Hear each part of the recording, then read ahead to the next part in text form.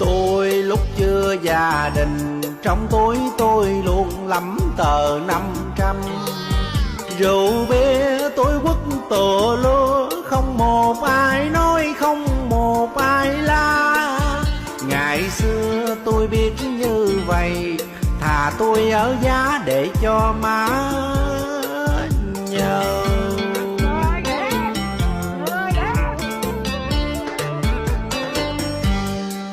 Ngày đầu anh mới quen được nghe em hiền khô, nói năng không hề to tiếng.